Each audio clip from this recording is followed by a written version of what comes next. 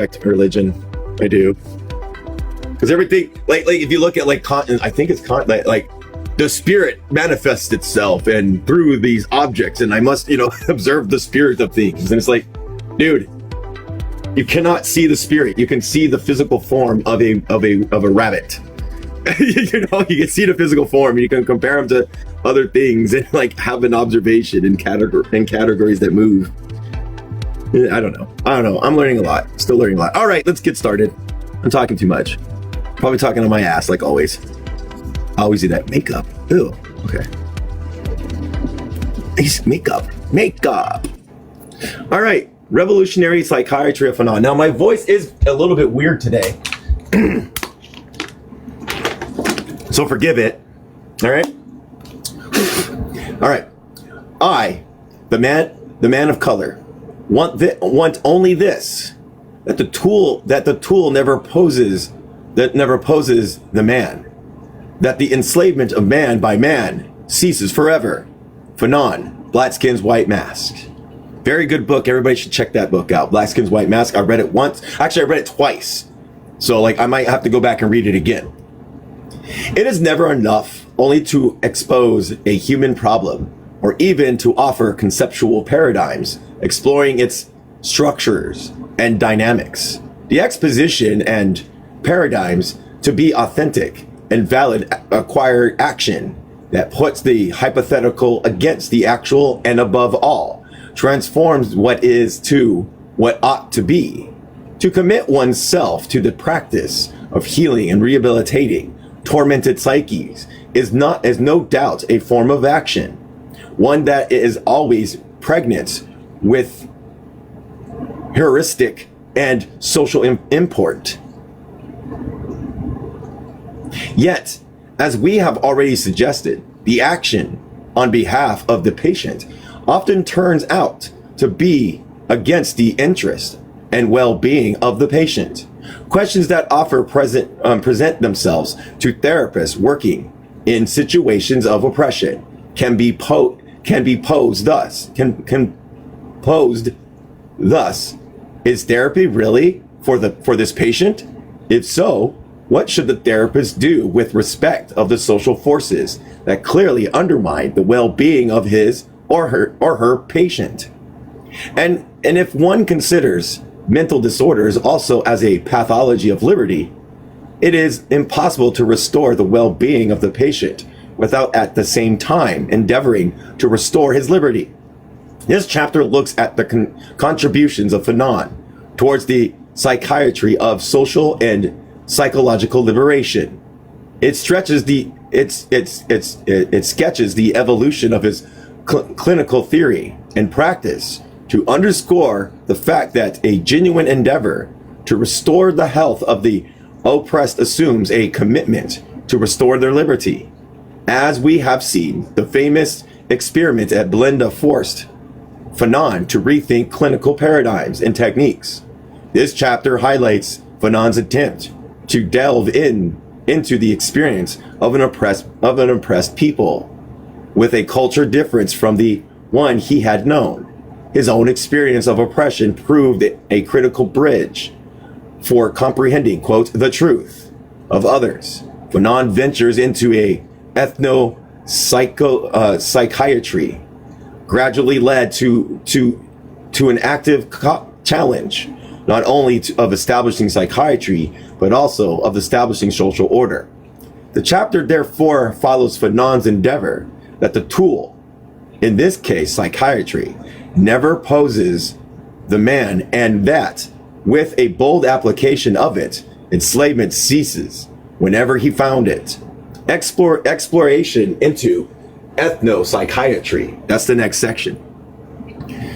So we know what we're going to do. We're going to go into Fanon's experiences and like his endeavor to do the psychological liberation. So Algeria, exploration into ethnopsychiatry.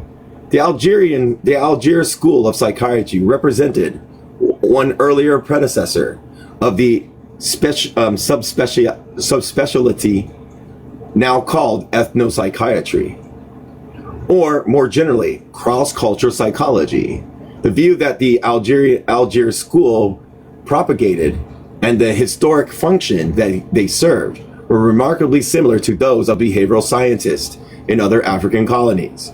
Each colonial power, though relying primarily on military might, also had its own behavioral scientist, whose task it was to explain and interpret the psyches of social behaviors of the colonized.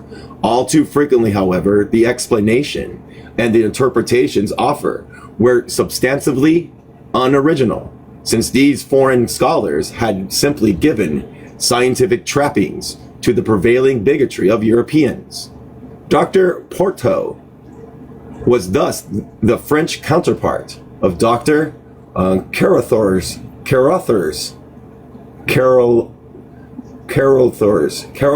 I can't say her name or their name, who, after 15 years of service to the British Empire, authoritatively asserted that the African was a, quote, lobotomized Western European, end quote. Certainly significant changes in psychology conceptions of the African have occurred since it's a person's name, someone's name. Carothers. Africans have occurred since 1960, a fact illustrated by the changing conceptions of depression among Africans. Prince, 1967, a careful review of the literature, in fact, shows that changes in psychology conceptions correlate with changes in the social political domain. Hence, the undisguised racism of the colonial era gave way to the subtle ethnocentrism and a neo-colonial present. Fanon was of the generation that effectively called colonialism into question and affected its demise in Africa. Yet, to have been one of the few black psychiatrists at the time, the socio-politically committed one at that, was no doubt a major challenge itself. There were countless misconceptions to be corrected, in disguised racism to be combated, and alternatives to be thought out. Fanon traversed this route pretty much alone as a black psychiatrist, even though he worked in collaborations with Europeans who shared his outlook, if not his commitment. Writing in professional symposia. Oh wait, I'm gonna make sure. Synopsis? No. My voice. There's something wrong with my voice. Oops. Well, you might have been a little loud at somebody. No one needs to know that stuff.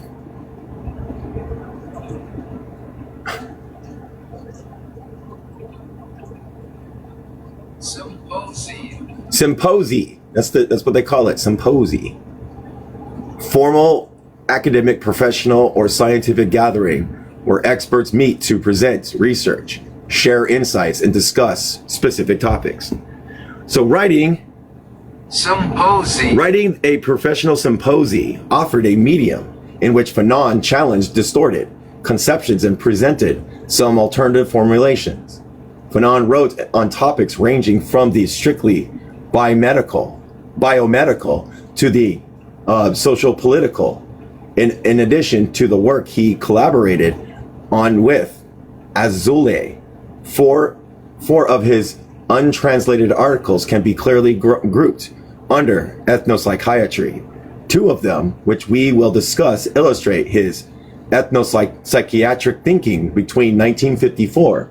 Then the historic experiment was reported in 1956 when Fanon resigned from his job at Chief de Service at Belinda to join the Algerian freedom fighters. In September 1955, a year after the famous experiment in therapy, Fanon and Dr. Lecanton, I think so, presented to a congress of psychiatrists and neurologists their, quote, Confession of North Africa, end quote. The presentation, though brief, was crucial for at least three reasons. First, we glean from it Fanon's involving interest in ethnopsychiatry. Second, we again find his critique of establishment psychiatry, particularly the Algeria schools. Third, it emanates a critique of domination and of prevailing social order. The themes subtly suggest here later become elaborated clearly and passionately. On the surface, the article cross-culturally explores the psychological and social meaning of confession of criminal acts. At a more fundamental level, it exposes some of the human problematics that arise when a situation of oppression is imposed on the community. For a situation of oppression pits one group against another and constantly tests the allegiance of each member of his group. It leads to failure of communication, mutual incomprehension, and ontological unsaltery between members belonging to the two coexisting but opposing cultures. The dominant group opposes its legal precepts as it negates the validity and integrity of all that the oppressed uphold. The oppressed, on their part, adopt a position of passive resistance, an auto-protective shield, which renders impossible any comprehension of their experience from the culture perspective of the oppressor. The ontological unsaltery and mutual incomprehension come to play in court proceedings in which a member of the oppressed has allegedly committed a crime which must be judged. Fanon and Leconte examined the problem that arose when a psychiatrist was requested to serve as an expert witness for court proceedings in North Africa. Ordinarily, the authors argued, confession for wrongdoing has been existential and social dimensions, a private as well as public import.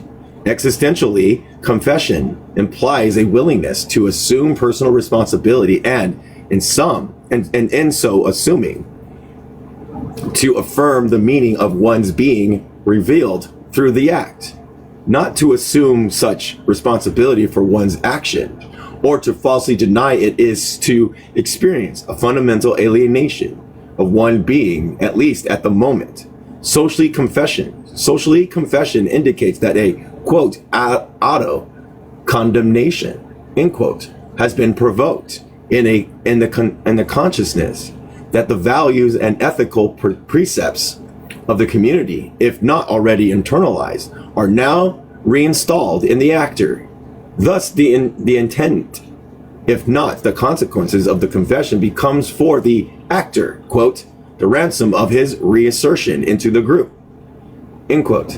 Having confessed, the actor is reinstated as a member either then or there or after some sanctions has been imposed on the subjectively accepted. Imposed and subjectively accepted. The realignment of existential and social imperatives thereby occurs, and the collective once again opens the way for his membership in the group, with the rights and responsibilities this implies. But all of this, of course, assumes a, quote, reciprocal recognition of the group by the individual, and of the individual by the group, end quote. Under these circumstances, the task of the psychiatrist requested to evaluate the mental condition under which the criminal act was committed is relatively straightforward. He examines the ideas, values, and motivation that prompted the attended the criminal act. His obligation is to devolve deeply into psychology of the actor. Quote, find the truth of the act which will be the foundation of the truth of the actor, end quote, and to offer a meaningful interpretation to the court as well as to the community it represents. Since the judge, the actor, and the psychiatrist share the same ethical, legal, and cultural universe, the judicial proceeding, the psychiatrist's interpretation, the rendering of justice, and the subjective acceptance of the sanction by the guilty one, and the potential reassertion of the norm violator into the group is relatively comprehensible. But this is not so in the situation of oppression, in which a member of the oppressed is being tried and evaluated in the colonial court. Fanon and Lacanton, I can't say it, underscored the complexity of the confession in North Africa and the problems of rendering justice in colonial courts. The, quote, native who allegedly committed a grave crime like Schmurder is brought to court along with an eloquent dossier, quote unquote, prepared by the police. The dossier indicates that the accused has already confessed, having in addition revealed where the arms were hidden.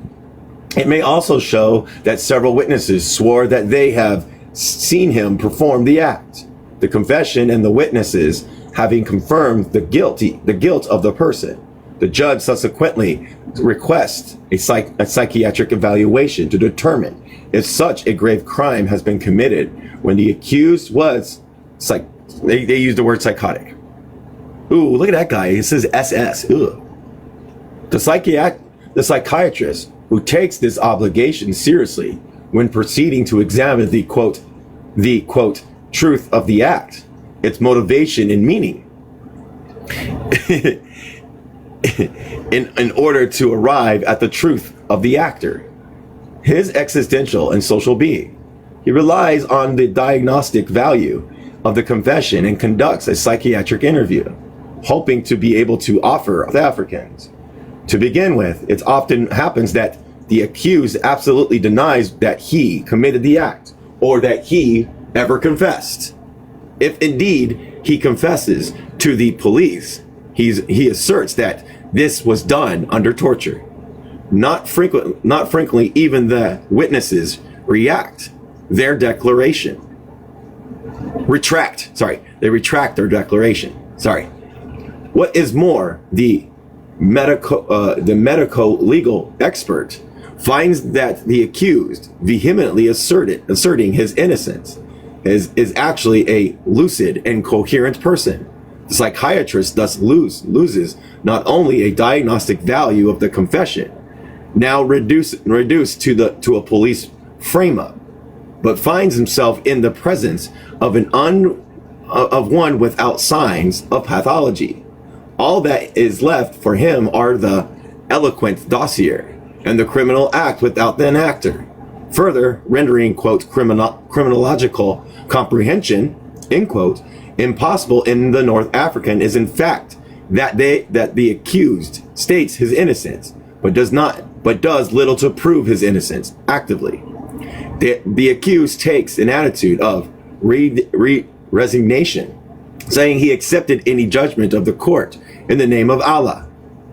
Typically, the European psychiatrists faced with this type of situation fell back to such common stereotypes of the North African as lazy, no good liar. Indeed, we have seen the Algiers School of Psychiatry had provided him ample scientific proof that the North African is degenerate, untrustworthy, and I'm gonna have to look up this word. Physiologically. I'm gonna look up this word, everybody. Do. It's only like 3 of us. No. No, it's PH. PHY. LOG. ET. Whoa. LOGNETIALLY.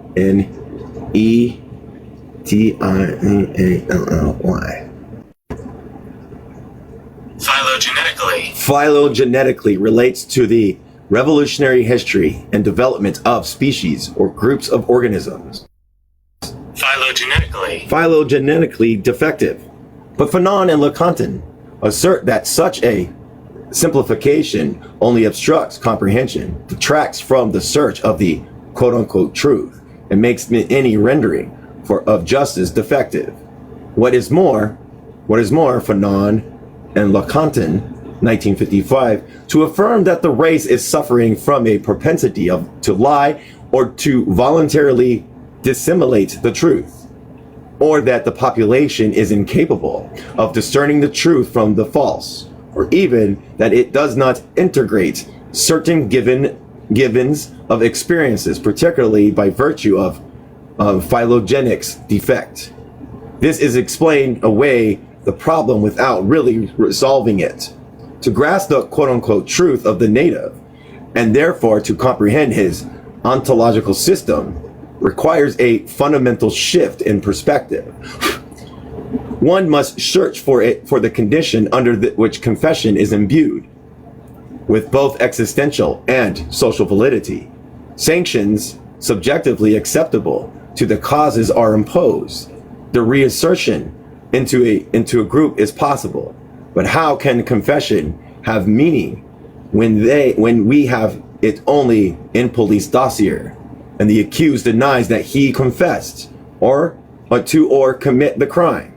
Even if confession is obtained without torture, does it have any value in the absence of reciprocal recognition of the group by the individual and of the individual by the group? Can the verdict be just and rehabilitative if all we have is an act without an actor, an accused who is unwilling to appropriate the act, of unwilling to accept the condemnation? How could reassertion of the individual into the group be possible when there is no assertion in the first place? Obviously, these questions suggest much that is amiss in the system of justice and human communications in the situation of oppression.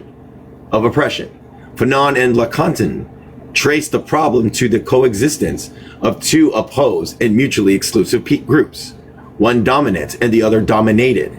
Each group binds its members with its own social contract, an ethical universe. Each inculcates a distinct ontological system in its members and installs allegiances only to its own ethical precepts.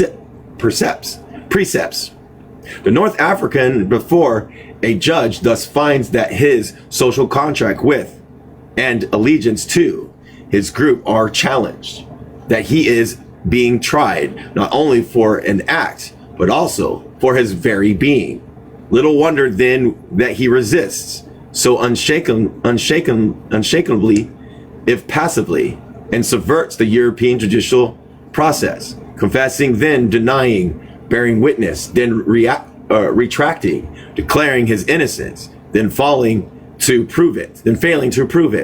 In effect, an accused who confesses his crime to the judge is at once disapproving his act and legitimizing the eruption of the public into the private. By failing to appropriate the act, by denying and retracting, the North African is essentially refusing to an eruption of an alien public into his private world. He may perforce submit to such sanctions as a jail term, but this should not be confused with his being won over to believe in legitimacy of the judge, his judgment, and the underlying alien social contract. The article is actually less direct in its argument than our interpretation of it. Why Fanon and Leconte chose to be less direct is indeed intriguing.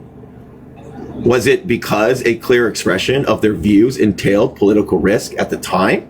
Was it because of an academic and professional ambience that tended to dampen discussion of highly controversial and seemingly esoteric topics? Or was it because a clear political stand and an ambiguous commitment to the cause of justice had not yet crystallized in the authors? Our guess is that the choice of a subtle and less direct approach was tactical in view of the fact that at the time a clear exposition would entail political and professional risk.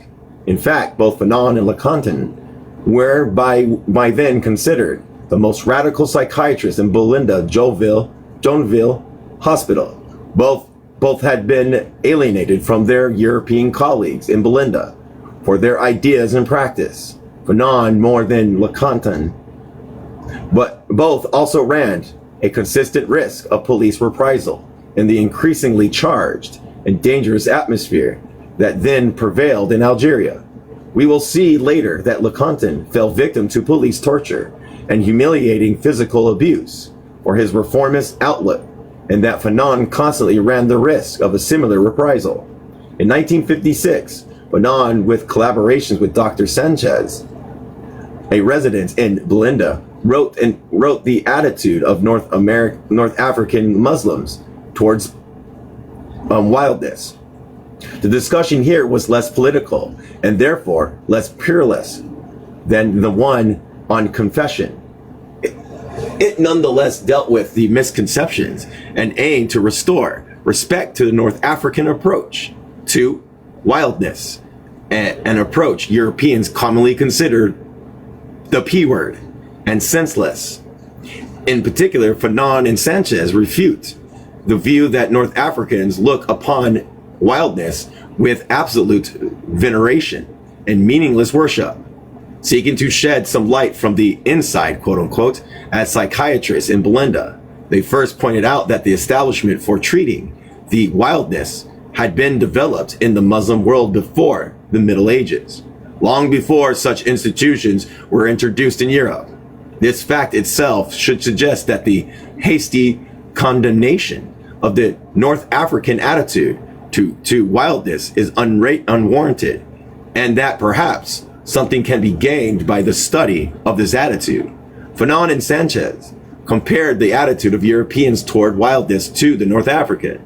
They found differences in the human environment in which the wildness find themselves in two cultures, the marked differences of social stigma attached to wildness, and the consequences of differences have to the pathology, the psychology of the self in the and the afflicted. Implicit and in comparison was not only the desire to correct European misconception, but also the desire to find an appropriate psychiatric outlook relevant to the culture and historical realities of the North African. He wants to do historical materialism. Yeah, we will see that this desire to the psychiatrically relevant, retaining the useful aspects in indigenous societies and introducing innovations found particularly practical elsewhere, in a theme that remained with Fanon in subsequent years. In comparing the two attitudes of wildness, Fanon and Sanchez pointed out the Westerners believe that wildness is a disease that alienates the victim from others and from himself. Yet Westerners tend to forget this in their interactions with the patient. They hold him responsible for his illness and actions. They feel a moral obligation to prove for his needs, but they also resent their servitude, viewing him as a, quote, social parasite who readily exploits his illness. Westerners counter this aggression with a veiled and sometimes open retaliation. His actions offend them, as if he were willfully intended malice and harm. Even the medical personnel and the relatives of the patient take offense and retaliate. Thus, for instance, an attendant feeling himself wounded by the arrogance and the we're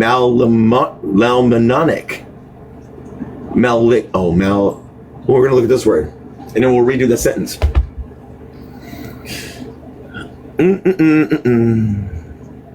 Oops. Let's do this.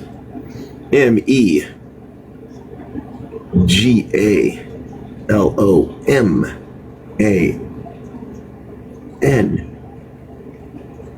There we go. Megalomaniac. Megalomaniac is someone obsessed with power, control, or grandiose.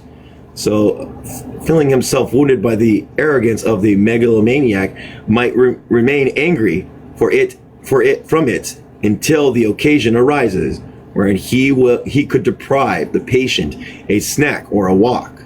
Then there is the mother who feels she has poorly welcomed by her son, who she has come to see in the hospital to visit, and consequently leaves very bitter. All this is a striking contrast to the attitude of the North African towards personal afflicted with wildness. Here the person is not held responsible for his illness. He is treated as an innocent victim of spirits over which he has no control. Since the affliction is an accidental occurrence, it could happen to anyone. If the afflicted act aggressively, responsibility is imputed to spiritual forces that must collectively be appeased and confronted. But punishment, distrust, and exclusion of the afflicted rarely occurs. There is also no social stigma attached to madness and to those afflicted with it. The victim and relatives talk about the affliction openly without embarrassment. One feels no need to conceal a condition for which he is not responsible, and moreover, spirits are not passed on genetically in any case. This social acceptance of the afflicted, the explanation of wildness in terms of external causation, and the collective efforts to seek resolution. All these enhance the possibility of the patient's recovery and his reintegration into society. In particular, the affliction is not confused with a person, since wildness is considered to affect, quote, only the appearances, never penetrating the underlying self. The author do not endorse all the indigenous approaches to wildness. They view therapeutic techniques as rudimentary, but they strongly recommend the humanistic and holistic attitude of the North African to wildness. Resting solidly on culture basis, the system is of great human value, which does not confine itself only in the efficacy of the North African therapy. This natural method of assistance is imprinted with the profoundly holistic thought, which keeps intact the image of the normal man, in spite of his existence of affliction. The North African attitude is guided by a care of the respect to the person. It is not wildness that creates the respect, the patience, the indulgence. It is rather the man affected by wildness, attacked by spirits. It is man as such. The attempt to place wildness, they use the M word, in its socio-historical and cultural perspectives, and to restore integrity to the indigenous conceptions was to Fanon's analogous to the larger project of instituting political and social justice. The colonialism of Europe did not confine itself to economics or politics. It also permeated psychiatric concepts and practices. Fanon therefore endeavored to pioneer the psychiatry of liberation, at least within Belinda Joinville Hospital. And among his professional colleagues, his writings on ethnopsychiatry continued not only to inform Westerners, but also to search for a psychiatry appropriate to the needs of the realities of his North African patients. Fanon did not, of course, pioneer ethnopsychiatry.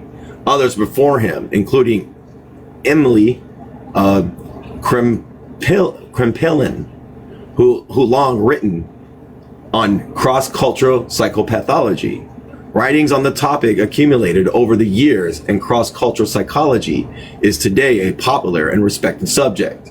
But what differentiates Fanon's approach to it is this.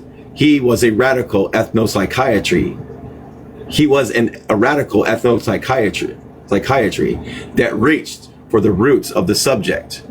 Most of those who write on ethnopsychiatry tend to study remote and non-Western societies with the aim of informing Westerners or the settling academic debates in their societies.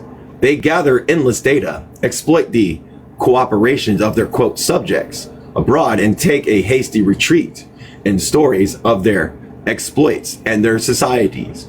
Nothing comes back to the subject and societies they study, not even a report of their findings. In contrast, Fanon's ethnopsychiatry was rooted in the very people he studied.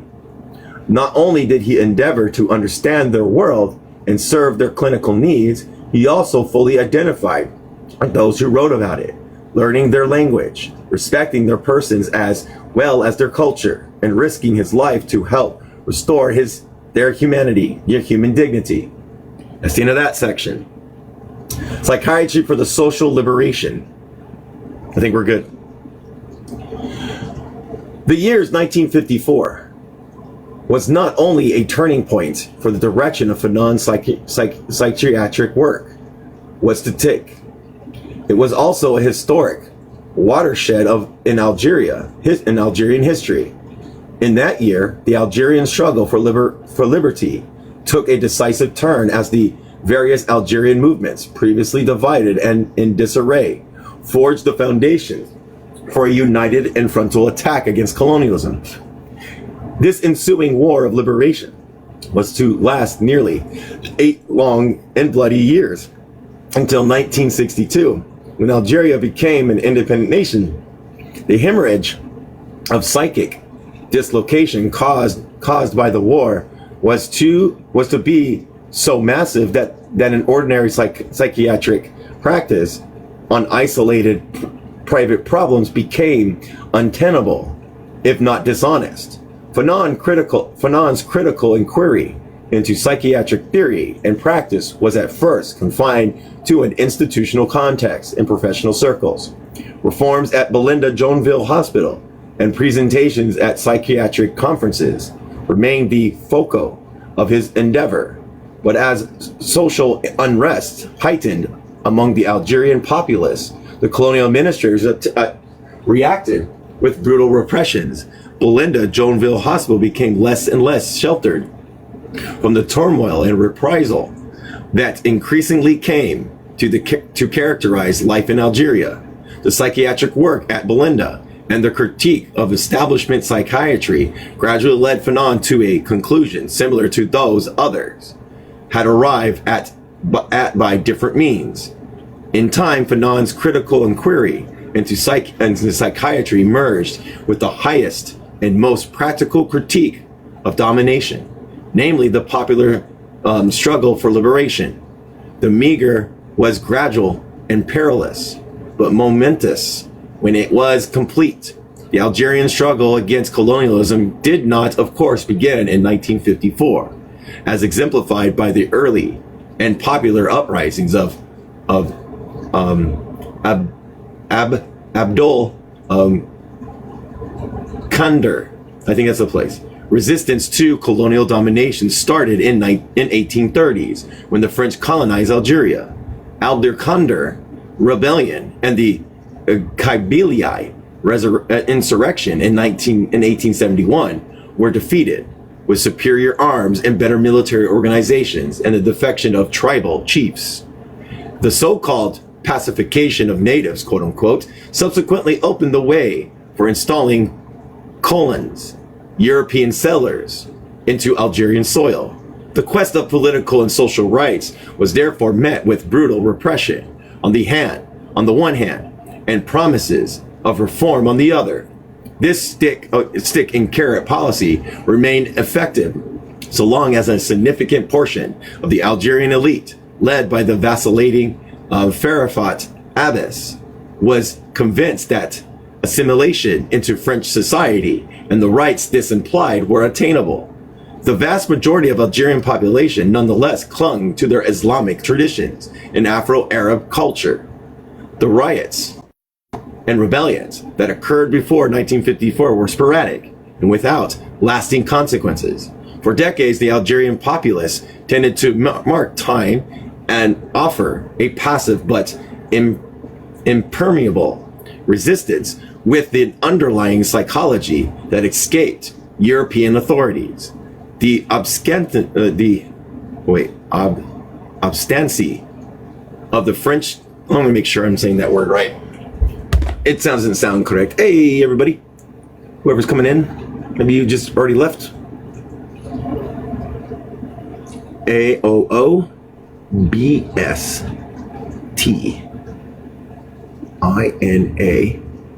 There it is. Obstinacy of French colonialism in Algeria cannot be adequately realized without participating in special status Algeria held in the French imperial system. Algeria was a prized French colony, not only for economic and strategic reasons, but also because there is a large and powerful settler community in the colony. All of the colonies, Algeria in particular, was considered an integral part of France. The expropriation of land and labor in Algeria, among the most intense of all the French colonies, began soon after conquest. Thus, in 1840, Marshal Bangoud, the conqueror of Algeria, advised the Chamber of Deputies, quote, wherever good water and fertile land are found, settlers must be installed, without questioning those land it may be. Marshal Bangoud, you can't say his name, advice was taken, and countless Algerians were displaced from their land or forced into temporary tenancies. Kind of like here, we forced indigenous people into reservations. By 1890, about 4 million acres of the best land fell into European ownership. European settlements gradually intensified, and by 1940, no less than 6 million acres, about 1/3 of the profitability of cultivable land, came to be owned by about 2% of the whole population, mainly European settlers. The settlers were not all of French stock. An overwhelming majority of them were Southern Europeans of different nationalities. Algeria became a new frontier where land was grabbed without question and native labor exploited with impunity. Much of the land expropriated was used for vineyards to make Algeria a, quote, export enclave of wine within the French imperial system. The irony was that most Algerians professed the Muslim faith, did not drink wine, and that a huge vineyards used land sorely needed for food production. It is estimated that, for instance, by the middle of 1950s, quote, cereal production stood at the same level as in the 1880s, although the population had tripled. Thus, hunger and disease increased among Algerians as the wealth and well-being of settlers soared. The Manichaean psychology founded in this economics of inequity also became well entrenched. The system of governance too was devised to give European settlers absolute power. Establishment psychiatry generally, and the Algerian schools of psychiatry particularly, gave scientific trappings to the bigotry of settlers and justified the status quo of oppression. Fortifying oppression, the Algeria elites was for decades manipulated and kept under control with promises of reform and a policy of assimilation. Successive administrations of the colony espoused the policy of assimilation with the effect of dividing and hence ruling Algerians. But French administrators may not have been adverse to the assimilation of a small Algerian elite, in theory, although such a notion itself was deeply adherent to the European settlers. These settlers were violently opposed. Let me take a drink. Hold on. Were violently opposed to any and all political concessions, even to the moderate native elites, the so-called invalues. I'm gonna look at that word EVO. Oh, maybe it's a. Oh wait, maybe I shouldn't have said it. Hold on a second. Let me see what it means. Usually, when it's referring to natives, it might be a vulgar, and I might have accidentally said a vulgar thing. Who knows? Oh, it's in French. maybe it will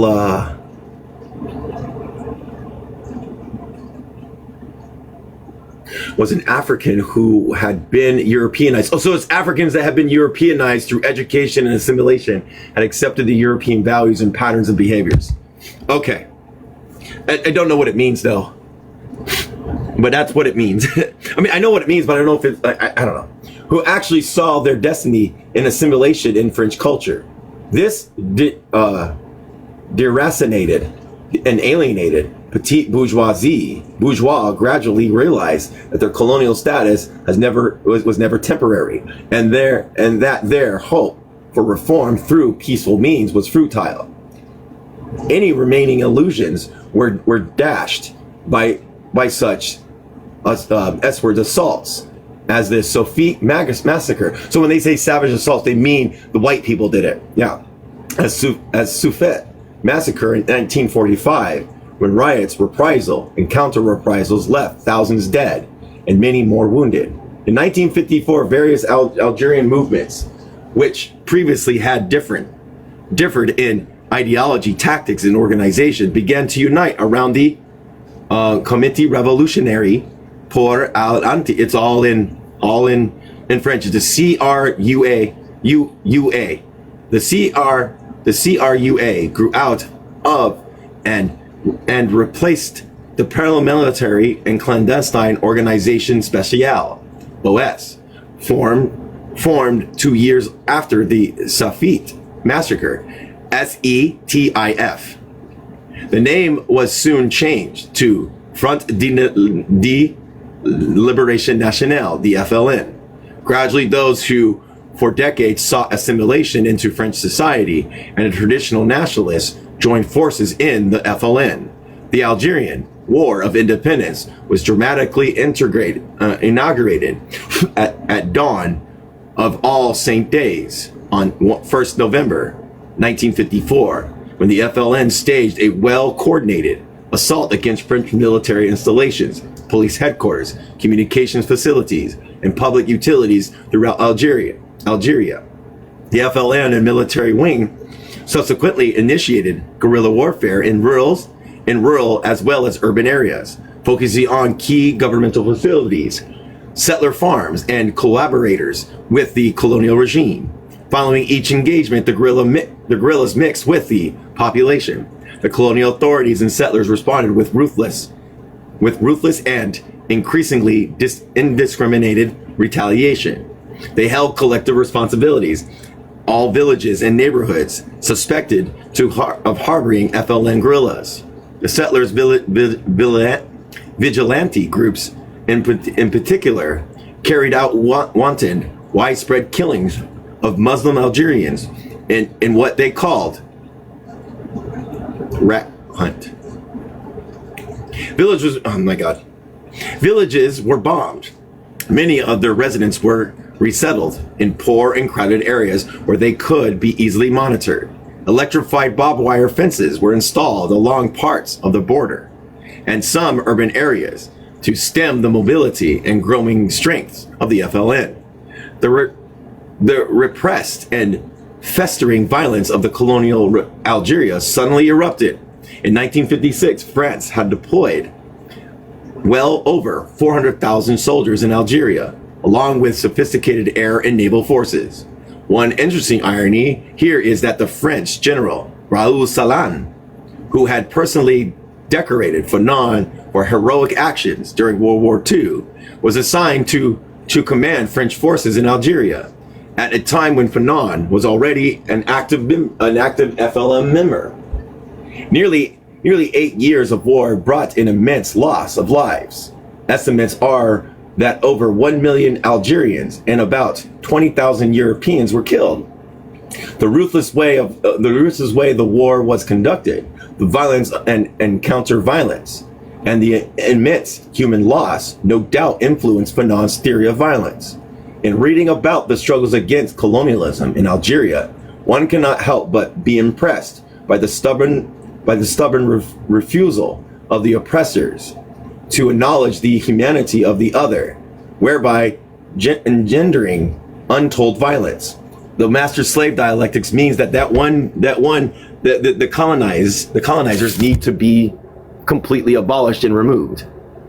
Remember, the slave only exists because the master exists. The master gives the identity to the slave.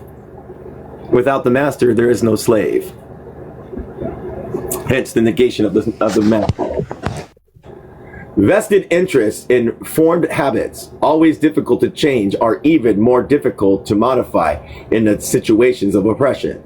The last to make changes and amends are oppressors. They tend to learn little from history unless shocked into a rude awakening. It was in fact in 1954 that French colonialism suffered a humiliating defeat at Dien Bien Phu in Indochina. Yet, it took nearly 8 years more for Algeria and thousands of casualties before France came to acknowledge the Algerian people's rights to self-determination. In any case, on July 3rd, 1962, after 132 years of French colonial rule, Algeria was declared an independent country. I'm going to see if I have something, because I got a whole bunch of things on a live for some reason. Hold on a second. Do this. This is all I got. I don't have much more. What the hell? Do what? Gifts. Let's see here.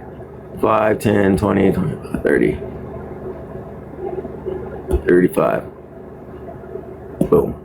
That's all I got. Sorry. Fanon's open support of the Algerian War of Independence began in 1956, when he resigned his job as chief de service at Blenda Joinville Hospital.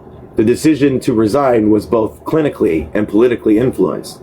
The reevaluation of Eurocentric psychiatry outlined in the 1954 article, written in collaboration with Azoulay, was followed by his other works that in retrospect suggest that some form of confrontation with the colonial social order was in the making well before the resignation.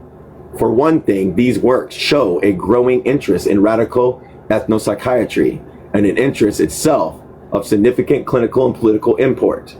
At the same time, I'm loving this book. At the same time, the growth of social ferment in Algeria and the brutal reprisal taken by the colonial administrators increasingly intruded into Fanon's clinical practice within Blenda Joinville Hospital. The social unrest and ruthless reprisals also underscored the fact that the clinical and political problems could no longer be isolated, and that a clinician professional duties also entail social responsibilities. Indeed, periods of relative peace and stability tend to obscure this intimate relations between the clinical and political concerns as between professionals and social responsibilities. But the Algeria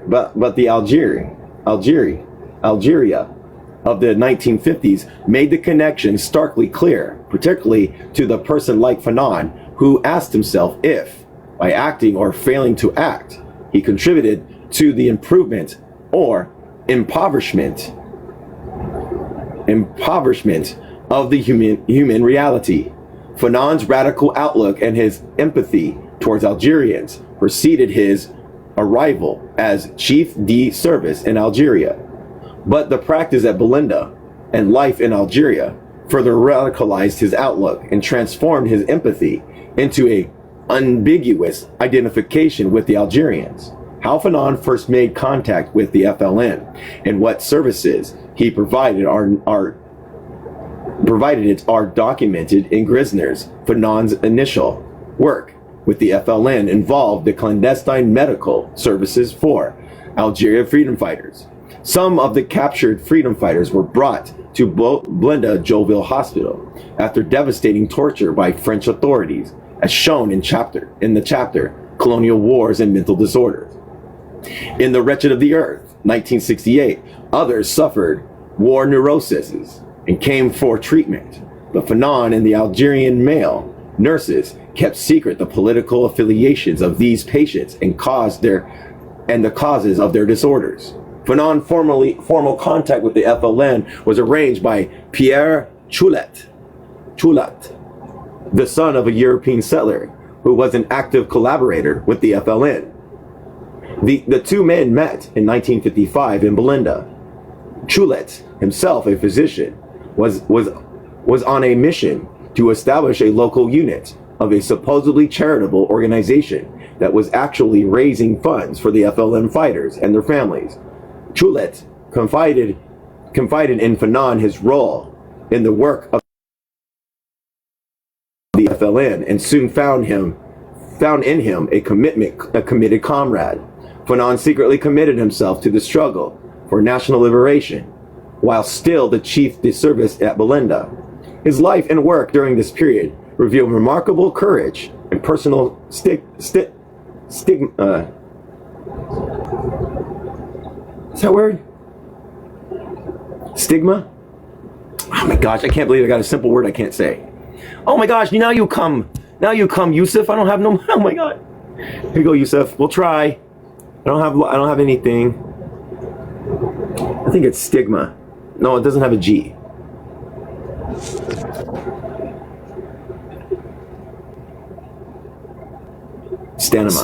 Stamina. That's what I thought. I couldn't say it. He provided clandestine service to wounded FLN fighters at his home while regularly performing his normal duties at Belinda. Here also retreating other freedom fighters broken in torture and yet unapprehended. Some of the Algerian male nurses who worked with Fanon there were themselves FLN members or sympathizers. It is said that Sadiq, a top FLN administrator, was secretly treated by Fanon and hidden in his home until he recovered from severe nervous exhaustion. Simone de Belvier, who along with Satri had developed a personal relationship with Fanon's reported some of his clandestine work with the freedom fighters for a year while still a chief at Belinda. According to Del Benever, not only did he harbor guerrillas in his home or hospital, provided them sorely needed medicines and teach them how to treat their wounds, but also 8 assassination attempts out of 10 were failed because of the terrorists, quote unquote, completely terrorized, or either getting discovered straight off or else bludgeoning the actual attack. Quote, this just cannot go on, end quote. They would have been trained the Fandinias, can't say this, the Fandians with the constant of the leaders.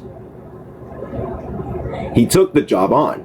He taught them to control their reactions when they were setting a bomb or throwing a grenade, and also what psychological and physical attitudes would enable them to resist torture. He would then leave these lessons to attend to the French police commissioner, suffering from nervous exhaustion brought on by many interrogations. It is as the intensity of the war increased, the R hunt, they used that word, for collaborators and sympathizers intruded into the hospital. A number of the staff at Belinda were arrested and some of them were tortured, while others disappeared forever. For instance, Dr. Lecontin, who worked for reform in the hospital and wrote on the article of confession, was arrested on suspicions of collaborating with the liberation movement. The quote, standard interrogation of him led nowhere, and therefore the punches followed. These two failed to produce a self-criminating confession or revelation to who else collaborated with the FLN, and the security police then subjected Dr. Leconte to such standard torture as a submersion in a bathtub, enemas of soap water, and electrical shock on the genitals. The authorities later decided that Dr. LeConte was neither directly involved with the National Liberation Movement as suspected, nor actively opposed to it as expected of a patriotic Frenchman. He was released, but in most humiliating manner reserved for, quote, ambiguous personalities, half-conscious Dr. LeConte, can't say his name, was taken to the farm of a European settler and dumped in a pigsty. This placed him in danger of being attacked by pigs and trampled on itself a most obscene form of torture and execution. Fortunately, the doctor regained consciousness and escaped from the pigs before the pigs could harm him. After a convalescence, Dr. LeConte packed up and departed for France. Fanon too constantly ran similar risks, or worse. He yet escaped arrest primarily because he was a foreigner, neither Algerian nor European, and the authorities did not want to have word with their brutal torture leaked to the international community.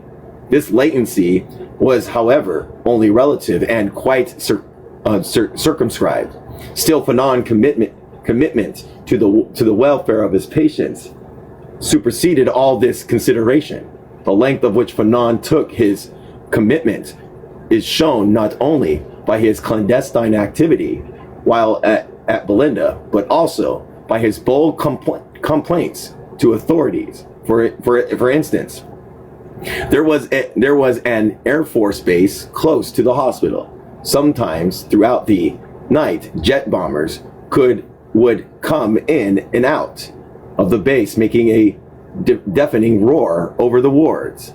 Fanon, along with other doctors, knew that the planes were disrupting the patient's sleep and slowing down the recovery.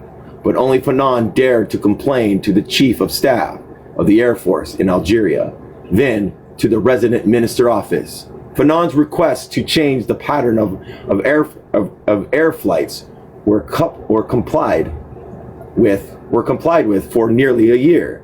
He also complained about the frequent unexpected intrusions of authorities on the hospital grounds, arresting patients and staff alike. In 1955, because of Fanon, police were no longer permitted to carry loaded guns when they entered the hospital grounds. If possible, they were to complete their business in the guardhouse at the gate of the institution. These small but significant changes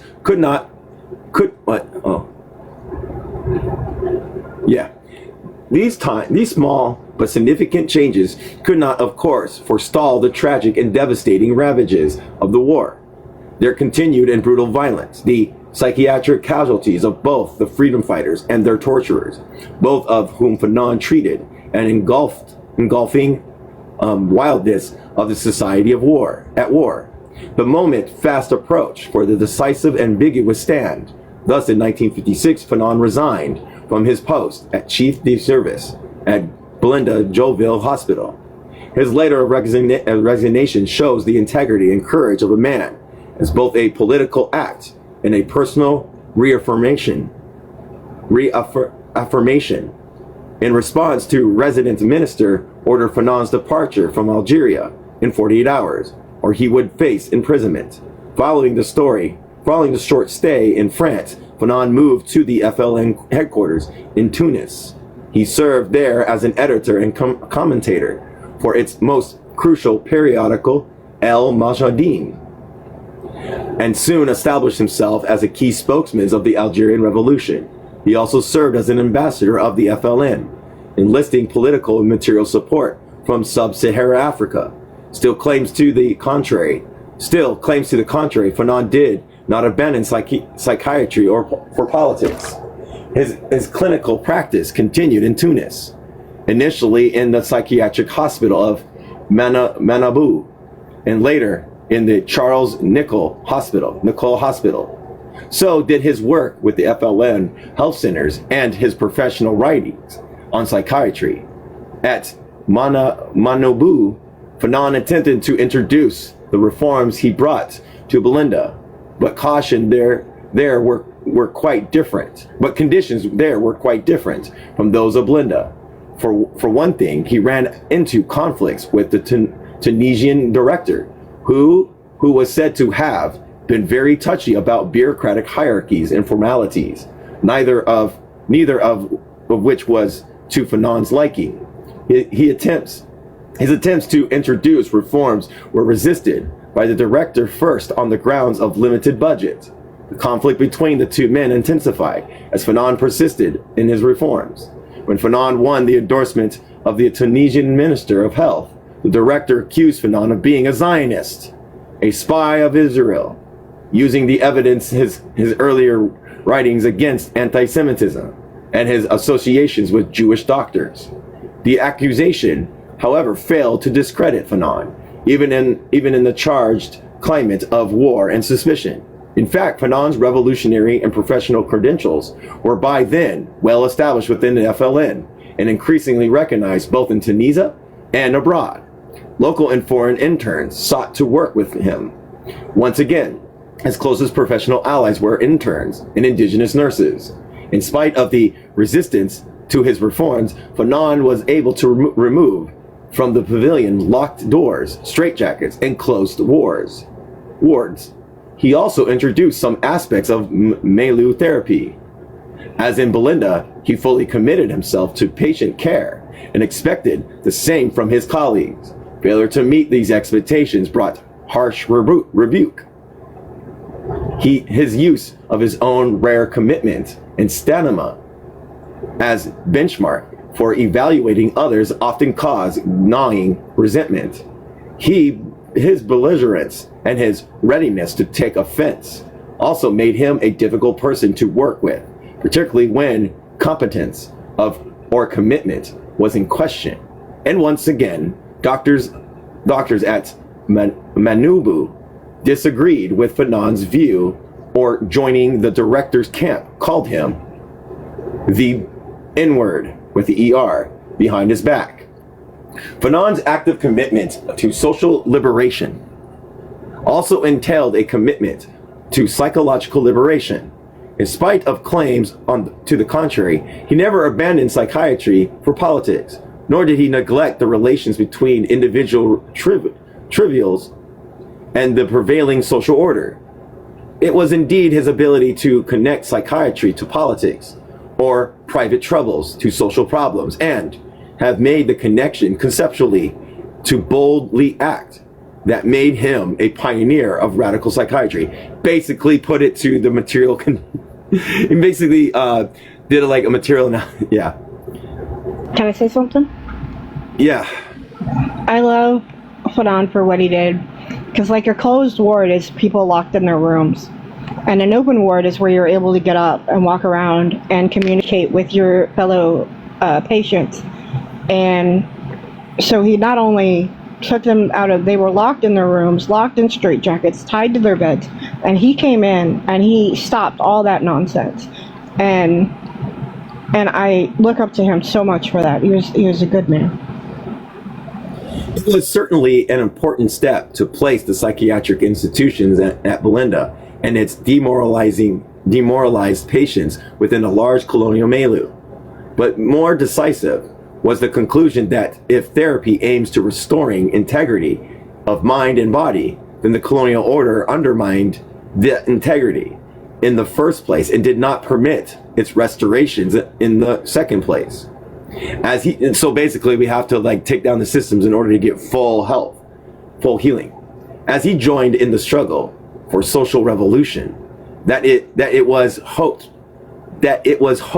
would give birth to the new man and new society,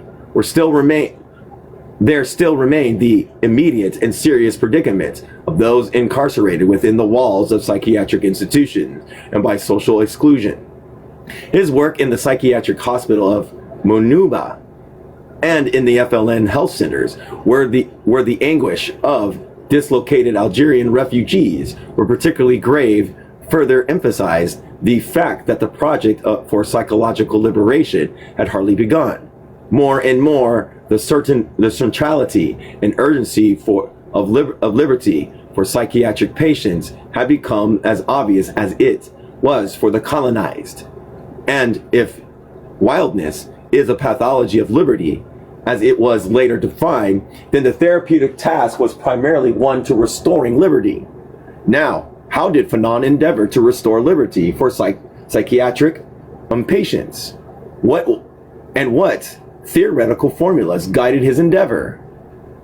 After his resignation at Blinda Joinville Hospital in 1956 to his death in 1961, Fanon wrote 5 psychiatric articles in addition to numerous socio-political works, most notably A Dying Colonialism, 1967, and The Wretched of the Earth, 1968. The psychiatric articles written along or in collaboration with others remain untranslated and relatively inaccessible. The neglect of these articles is unfortunate because some of them reveal a further important evolution of Fanon psychiatry. These works reveal his fundamental disillusionment with psychiatric hospitalization, his significant departure from Tocquevillean approaches, his clear reformulation of wildness as a pathology of liberty, and his firm conviction that therapy should above all restore freedom to the patient. After several years of intensive applications of the institutional therapy inspired by Tocqueville's, Fanon concluded that therapy is most meaningful and effective within the dialectic of concrete living society. The article on agitation was written while Fanon was in Blinda, although it was published on the very month he received a letter of expulsion and was forced to leave Algeria. This article is significant not only because it was written at a critical point in Fanon's psychiatric and political career, but also because for the first time we find in it an open critique of Tocqueville's, I can't say his name, and of psychiatric hospitalization. Both critiques were elaborated in the subsequent articles on day hospitalization. The article on agitation began with a distinction Tocqueville's made between agitation of the expressive type, the agitation of the perceptible reactive type. Such a distinction implies generally an old nurture versus nature duality common in psychological conceptions, and specifically the instinct versus environment. Instinct versus environment. Opposition found in psychoanalytic thought. Fanon, in any case, argued that Tocqueville's distinction, although heuristically interesting, contains serious doctrinaire problems. The essence, he argued, that the distinction was too simplistic, mechanistic, and clinically not helpful. In Fanon's view, the notion that one type of agitation is reactive and the other non-reactive neglects the fact that agitation, like most other forms of psychopathology, emerges out of the reciprocal relationship, that it is provoked and maintained in human interaction, and that the sadomasochistic character of institutionalization exacerbates rather than ameliorates agitation. Fanon argued that except in patients with severe organic defects, agitation is expressive, and reactive. Since it emerges in a reciprocal relationship, agitation cannot be understood and effectively treated apart from the human context of that initiates, maintains, and exploits it. Instead of accepting Tocqueville's distinctions, Fanon argued that it is clinically more useful to distinguish agitation that is predominantly monitored from predominantly verbal and verbomotor agitation. In its pure state, according to Fanon, the motor type is most commonly observed among the severely slowing down and I don't know how to say it, senile. I don't know. What's another word for senile? Because it's a diagnosis. Agitation is... Okay. Agitation is predominantly verbal, seems to be less neurologically based on more comprehensible, except in the stereotypic, anarchic, and incoherent soliloquy of the organically defective. I think he means by organically defective is be like people that are born with something. I'm guessing. That's what it seems like. Yeah. The verbomotor type, best exemplifies by mania, is the most studied because precisely it restores the base melody of existing man. Thus, in his view, agitation reveals a deeper existential and social meaning, insomuch as the human organism becomes incomprehensible only by saying and doing in a temporal spatial structure. Hence, quote, agitation is not only an enlargement, a psychomotor cancer, it is also especially a modality of existence, a type of actualization, an expressive style. Fanon critiques of his former teacher and his proposed alternative typology are interesting, but more substantive, however, is the dialectic of agitation. He expounds from the interpersonal and institutional perspective. This dialectic, he argues, is most blatant in the psychiatric milieu, that is supposedly a therapeutic instrument, but is in reality a repressive, quote, second internment with sadomasochistic aspects.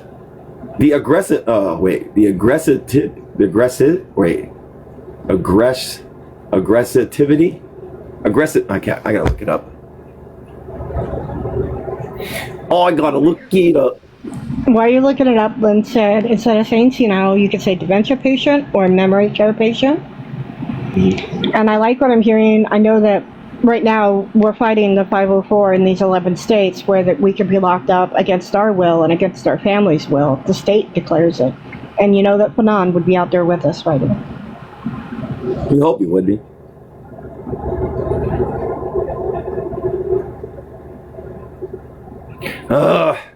Had to listen to a freaking YouTube commercial. Come on, let's go. So fucking Aggressivity. Okay, aggressivity. Okay, got it. And meanness observed in hospitalized patients are often provoked by this brutal internment. What is more, the internment provokes unavoidable agitation and hallucinations.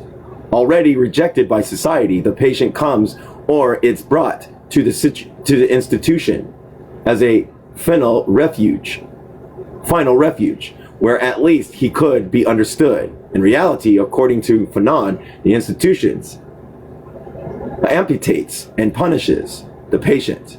It rejects, excludes, and isolates him. In so doing, it confirms the legitimized society's attitude towards the patient. The rejection, inclusion, and isolation also provoke more psychopathology, and a various cycle in which a patient remains entrapped is begun.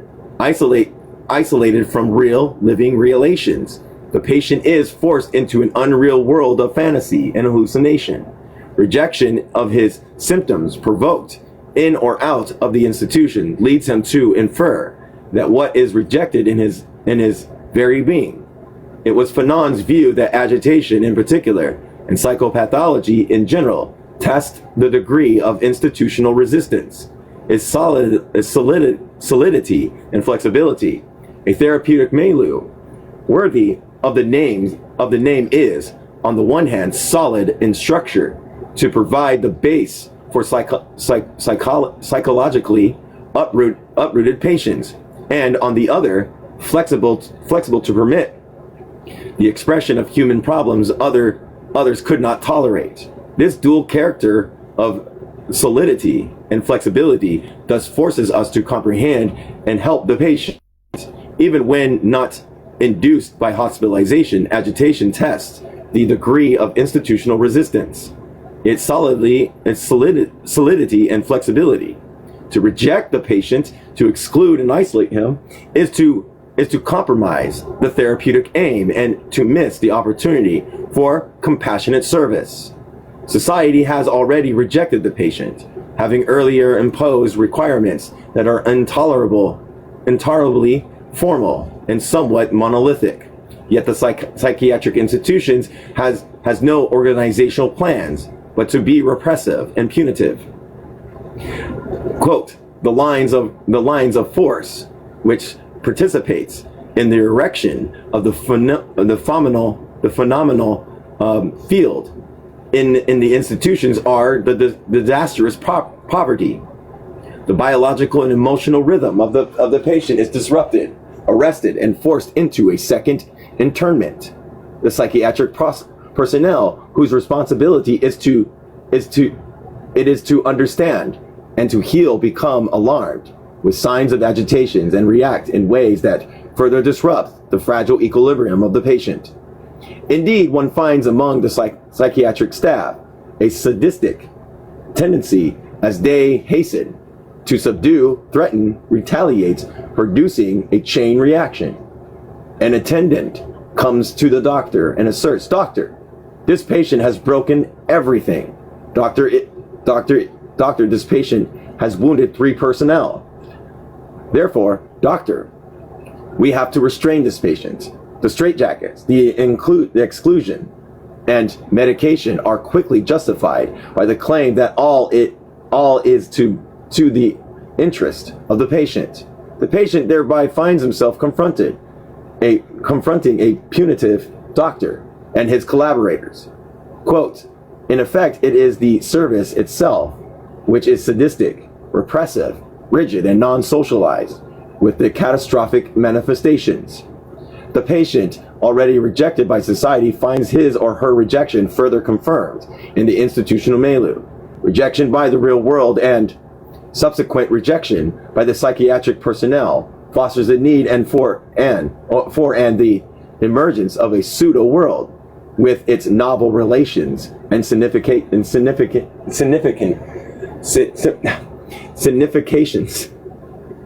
For to isolate the patient is not only to confirm his rejection, but also to produce the metabolic and emotional conditions required for hallucinations. In this sense, hallucinations and agitations are fundamentally reactions, provoked conditions, and are experienced integral to the disturbed social existence. Disillusions with the repressive and custodial character of psychiatric institutions, Fanon sought an alternative, day-in-day hospitalization.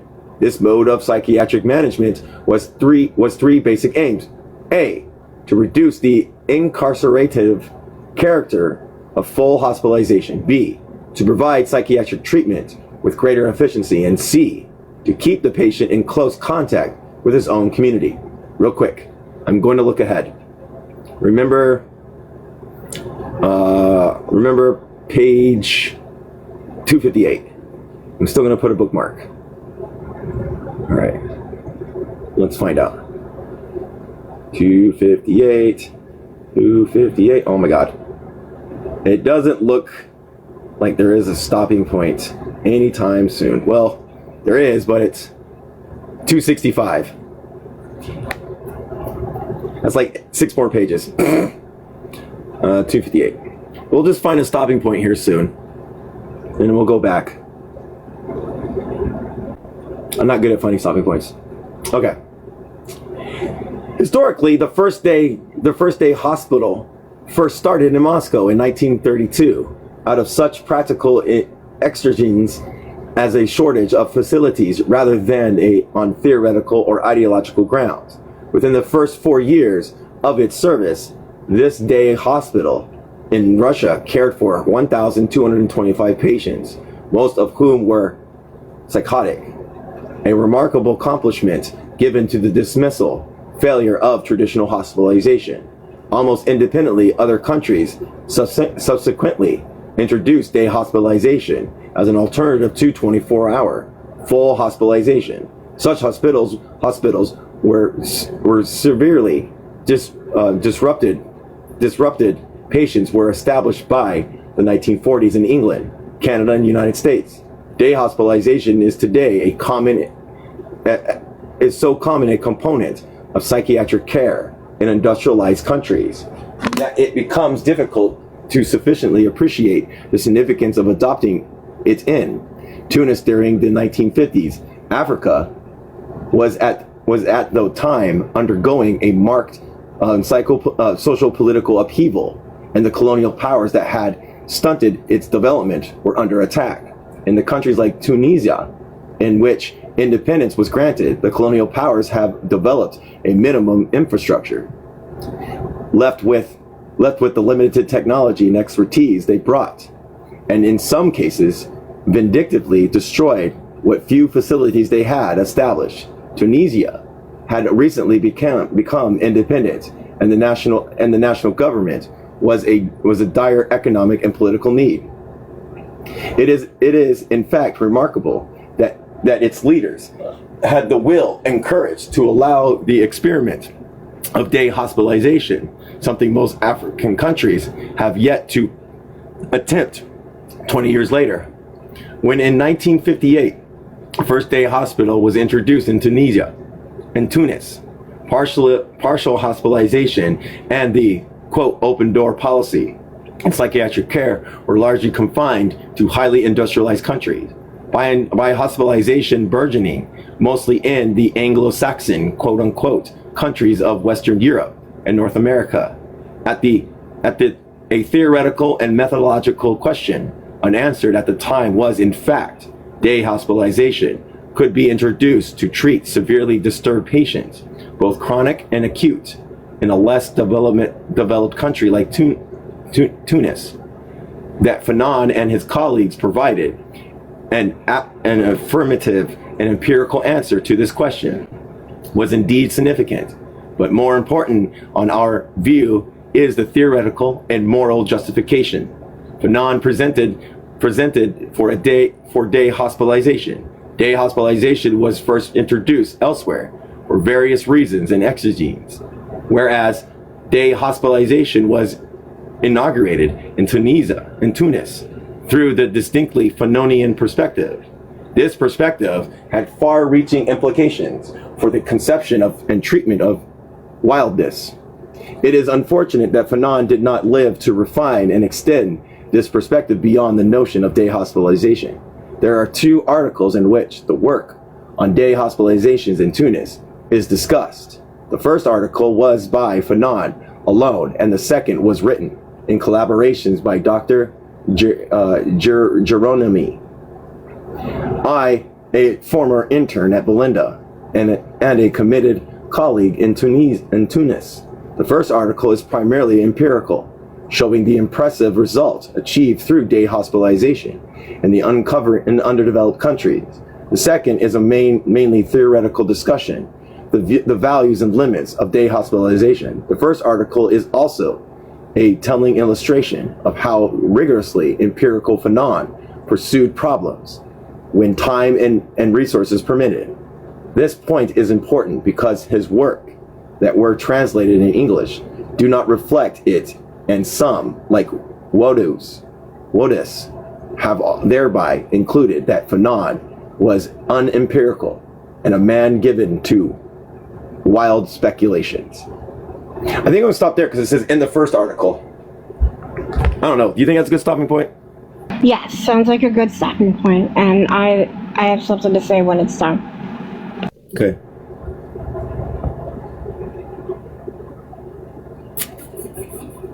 No, come on. Working on it. 259. 259. All right, go ahead. So I actually attended a day hospital for a while. It's you go every day for like 8 hours, and you can do it. They did it at the time. It was during COVID, so we were doing it from our computers, and we would log on every day, and we would spend the day not only just hanging out with each other, but going to our different group meetings. And then I also know somebody that did a day hospital in person, where they would go up there at like 8 o'clock in the morning, and they'd leave at like 4 or 5 o'clock in the afternoon. And the same kind of thing. They hung out with their fellow patients, and then they went to their different meetings. And I find it to be very good. It was very good for me at the time. I still like how Fanon puts psychiatry and pathology in a materialist observation. I still like how he includes the elemental and the material causes that can cause these pathologies and exacerbate certain organic pathology. You know what I mean? So I like it how Fanon is really trying to add a dialectic to this and also add it materially. So I appreciate Fanon for doing that and being empirical. You know, because empirical is relying on like data that is like objective, that is through the material world. So that's good. Any other things before I close it out? No, but I really enjoyed the reading today. Thank you. Yeah. People with Profit just got here. Dang it. I'm about to close it out. All right, everybody. Well, I hope you all have a good night. Enjoy your time off, I guess. I don't know what to say. I'm just weird and awkward. Hey, look at this dude.